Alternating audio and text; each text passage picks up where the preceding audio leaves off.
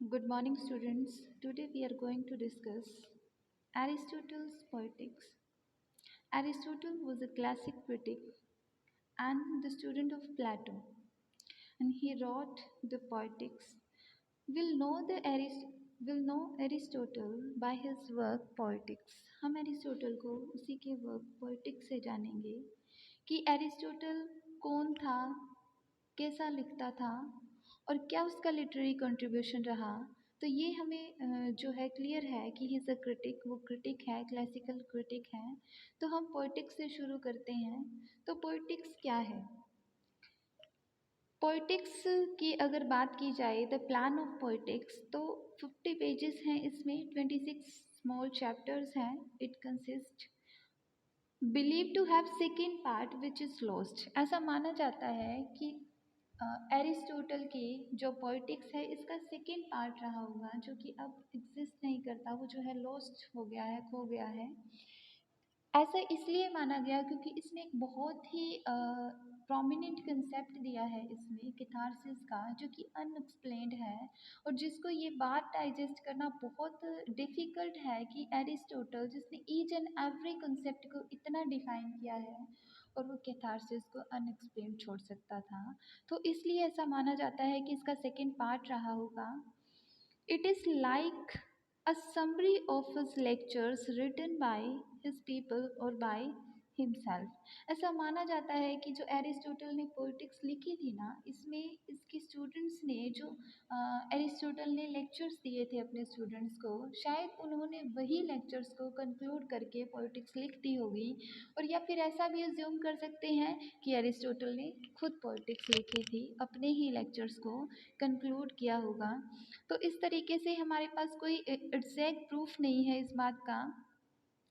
अब इसके चैप्टर्स को डिस्कस करते हैं। फर्स्ट 4 चैप्टर्स जो हैं और जो 25th चैप्टर है are dedicated to poetry.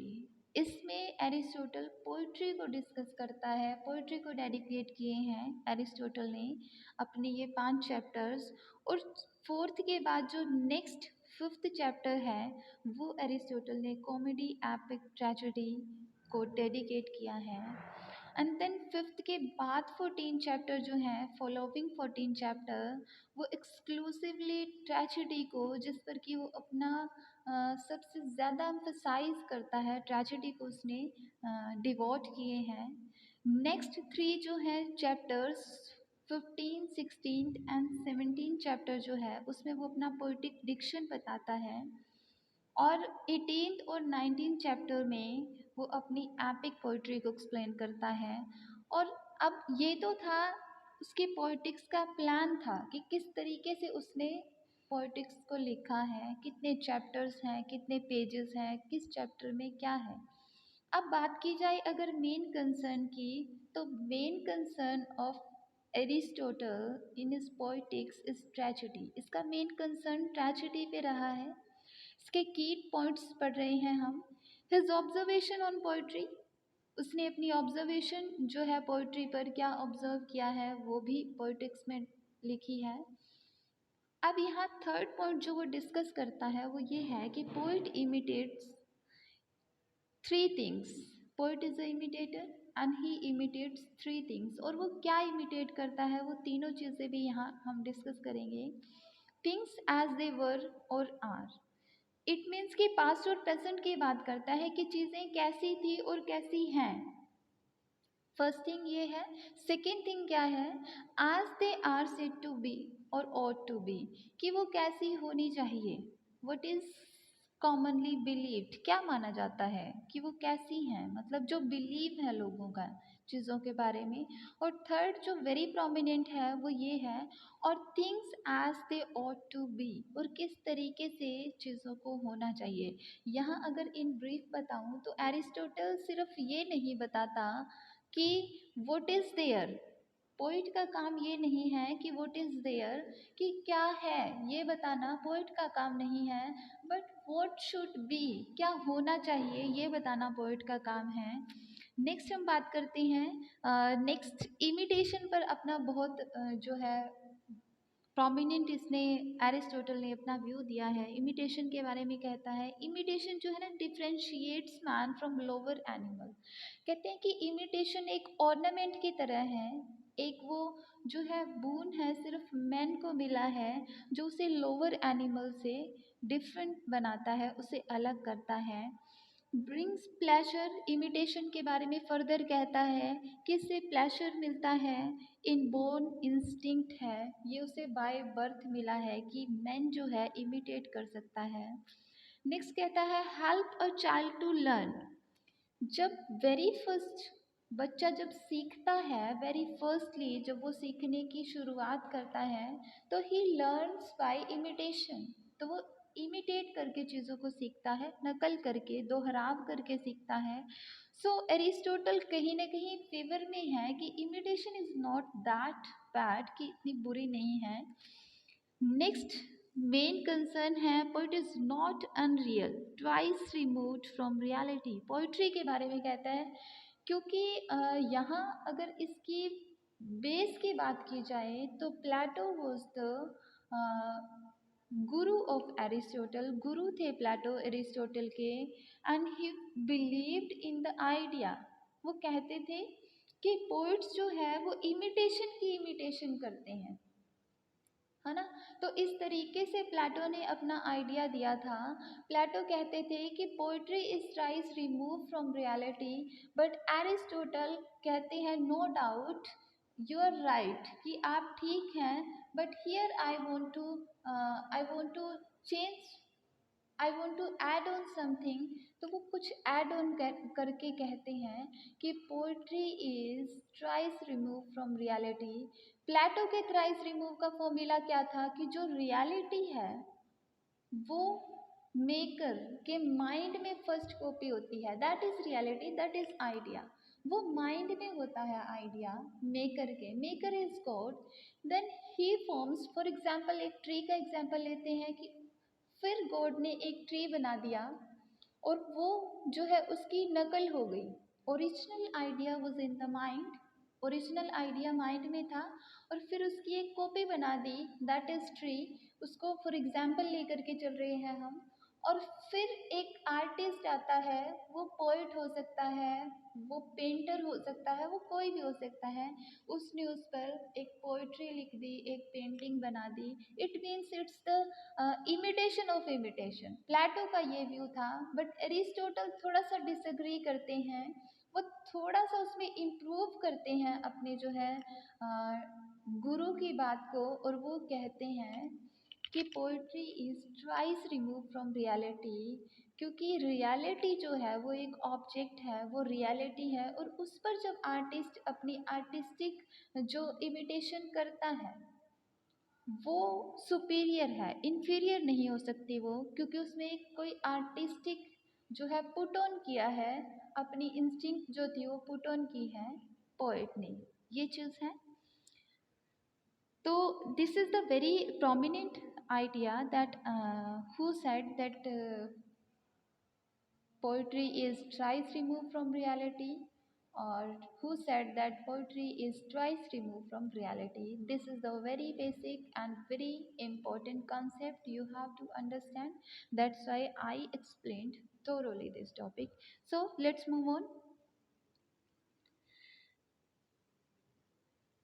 Poet is not unreal, we have already discussed. Poet reveals truth of universal kind. अब यहाँ कहता है कि पोइट यूनिवर्सल काइंड का ट्रुथ जो है रिवील करता है। He compares poetry and history to prove his point. अब लेटर जो है ना एरिस्टोटल अपने पॉइंट को प्रूव करने के लिए पोइट्री को हिस्ट्री से कंपेयर करता है। हिस्टोरियन क्या करते हैं, हिस्टोरियन बताते हैं कि व्हाट हैज़ हैपेंड, क्या हो चुका है, ओनली फैक्ट्स बताते हैं वो। पोइट्री बताती है व्हाट मे हैपन, कि क्या हो सकता है, और ऑल्सो कि क्या होना चाहिए। पोइट्री ये बताती है, that's why poetry is something superior, बहुत सुपीरियर है poetry. Poetry expresses the universal history the particular, की पोइट्री को फिर से सुपीरियर बता रहा है। नेक्स्ट हम इसके फंक्शंस की बात करेंगे, पोइट्री के फंक्शंस की। फर्स्ट जो है टू गिव प्लेजर। अब एरिस्टोटल मानते हैं कि पोइट्री का मेन कंसर्न होना चाहिए कि ये रीडर को प्लेशर दे। प्लेशर मतलब कि खुशी, आनंद हो उसे पोइट्री पढ़ने के बाद, उसे बहुत जो है एक खुशी मिलनी चाहिए। और नेक्स्ट फंक्शन जो है, it serves a dual purpose. Dual purpose क्या है? That of food self and civic morality. Secondly इसका बताता है दैट इज कि ये एक मैसेज भी दे रीडर को।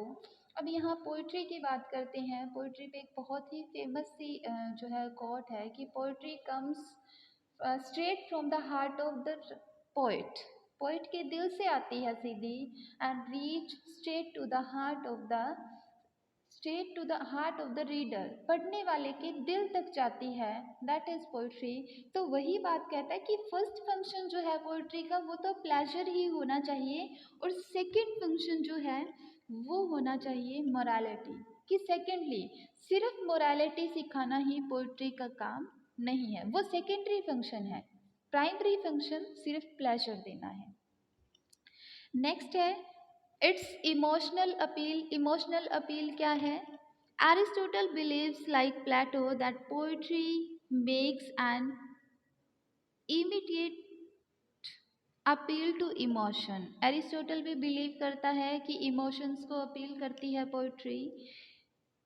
ही keeps tragedy at the highest form of poetry. अब वो कहता है कि हाइएस्ट फॉर्म ऑफ पोइट्री जो है वो ट्रेजेडी है, and say that it awares the emotion of, it arouses the emotion of pity and fear. अब कहते हैं, देखिए एक बहुत ही कह सकते हैं ना बियॉन्ड की बात कही है एरिस्टोटल ने।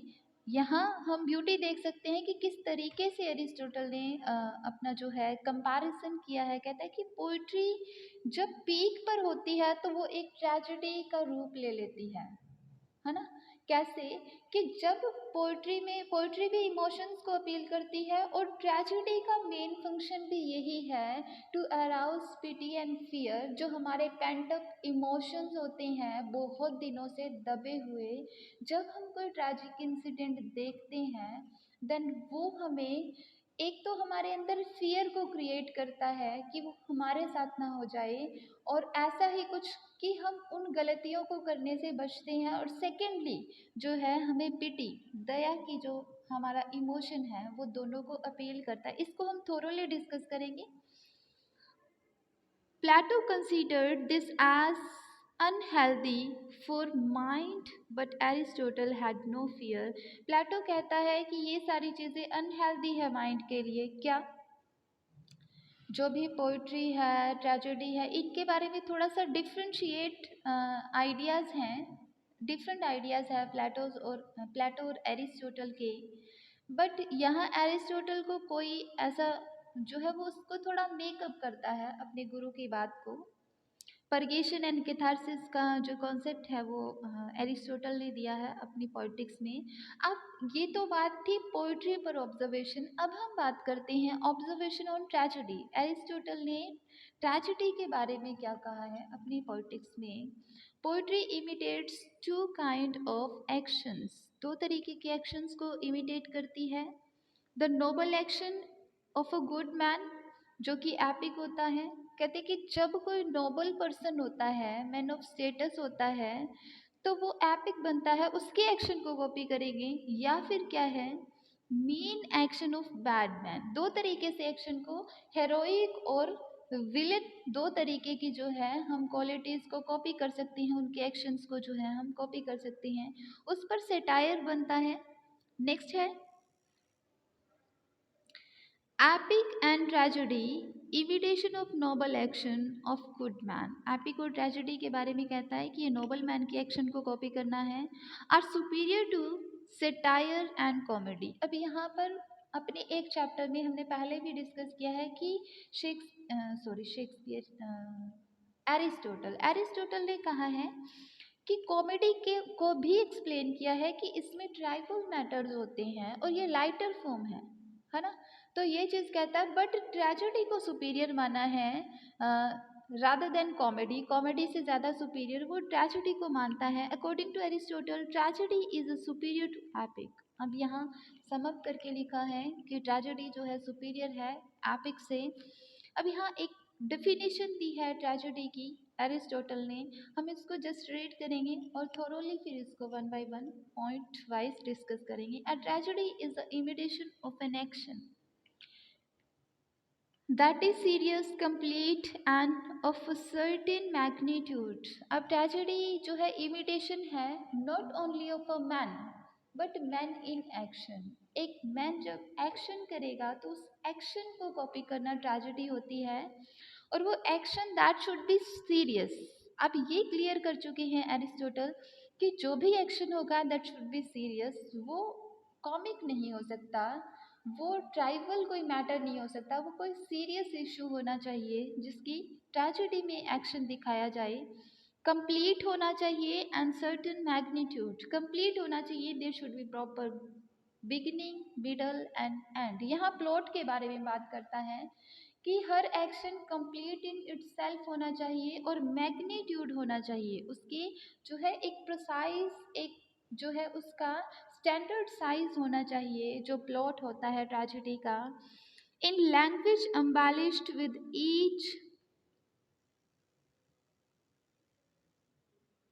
Each kind of artistic ornaments. अब कहता है कि लैंग्वेज जो है ईच काइंड ऑफ ऑर्नामेंट्स इसमें यूज कर सकते हैं, लेकिन वो एक्सेसिव नहीं हो सकते।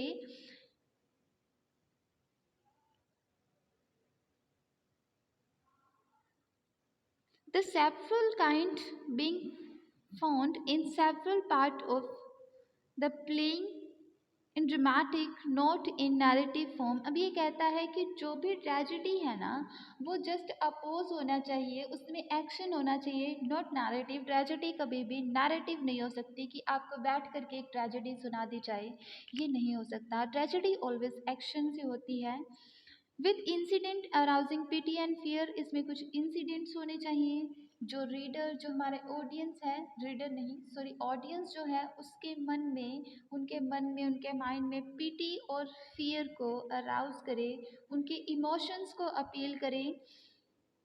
wherever to accomplish its catharsis of such emotion। और लास्टली इसका जो मोटिव बनता है वो कैथारसिस होता है प्यूरिफिकेशन पगेशन, जिसमें कि ऑडियंस है वो या तो ट्रेजेडी से अफेक्ट हो जाती है, पिटी एंड फियर उसके जो है मन में अराउज होता है, और फाइनली वो हो सकता है कि ऑडियंस ब्रस्ट इनटू टीयर कि वो रो दे, और रोने से जो है परगेशन प्यूरिफिकेशन होता है मन का। इट्स कंस्टिट्यूंट पार्ट, और इसके कुछ पार्ट्स हैं, 6 एलिमेंट्स बताए हैं ट्रेजेडी के। वेरी फर्स्ट है प्लॉट, नेक्स्ट है character, thought, diction, song and spectacle. हम इनको one by one in short discuss करते हैं। फर्स्ट होता है एक्शन। एक्शन प्लॉट में ऑलवेज एक्शन होना चाहिए, मोस्ट इम्पोर्टेंट है, और कैरेक्टर। इनको हम कंपैरेटिवली डिस्कस करते हैं। कैरेक्टर होगा मैन। अब यहाँ शेक्सपियर ने क्लियर किया है कि जो पर्सन होना चाहिए that should be of higher status, वो किसी स्टेटस का होना चाहिए। ये कोई राजा हो, कोई ऐसा पर्सन जो कि रिप्रेजेंट कर सके, दूसरे लोगों को रिप्रेजेंट कर सके, और जिसके साथ कोई भी ट्रेजेडी हो तो वो एक मैसेज बने दूसरे लोगों के लिए। और प्लॉट जो है, प्लॉट के बारे में बहुत थोरोली एरिस्टोटल ने डिस्क्राइब किया है, हम इसको डिस्कस करेंगे। बट यहाँ एक बहुत मोस्ट इम्पोर्टेंट बात है वो कहना बताऊंगी, that is Shakespeare assumes that there can be a tragedy without character but there can't be a tragedy without plot. कि प्लॉट इतना इम्पोर्टेंट है कि प्लॉट के बिना ट्रेजेडी नहीं हो सकती। अगर कैरेक्टर्स नहीं हैं तो ट्रेजेडी पॉसिबल है, बट प्लॉट के बिना पॉसिबल नहीं है। नेक्स्ट है thought, means mental and emotional reaction. इसमें एक कन्फ्लिक्ट होता है, मेंटल सिचुएशन होती है, उसको थॉट डायलॉग्स कह सकते हैं, उससे हम दिखाएंगे। डिक्शन होता है मीन्स ऑफ एक्सप्रेशन, डिक्शन से हम एक्सप्रेस करते हैं।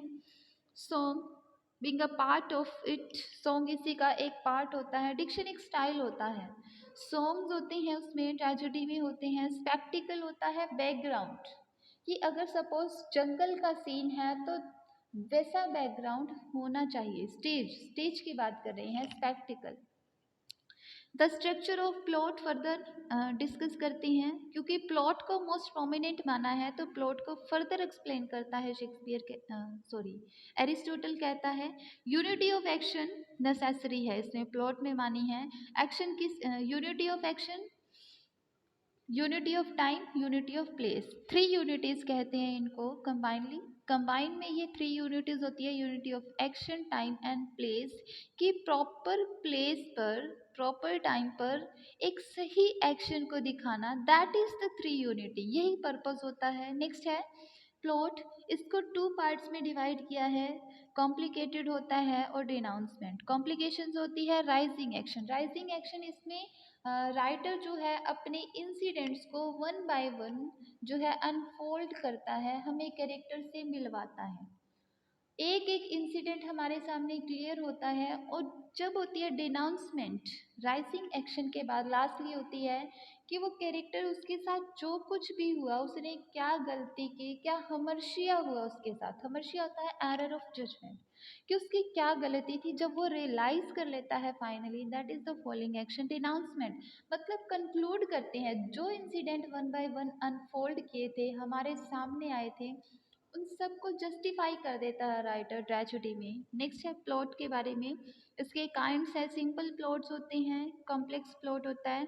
सिंपल प्लॉट में कोई पजल सिचुएशन नहीं होती, पजलिंग नहीं होती इसमें, सिंपल प्लॉट होता है ये। कॉम्प्लेक्स प्लॉट में पैरीपेटिया एंड एनानॉर्सिस होता है। पैरीपेटिया होता है रिवर्सल ऑफ सिचुएशन, कि किस्मत खराब निकलेगी किसी कैरेक्टर की, है ना, उसको डेस्टिनी जो है कहीं ना कहीं डिसीव कर जाएगी, उसकी डेस्टिनी में एक जो है फ्रॉम गुड टू बैड एक टर्न आएगा, गुड टू बैड टर्न होगी उसकी डेस्टिनी।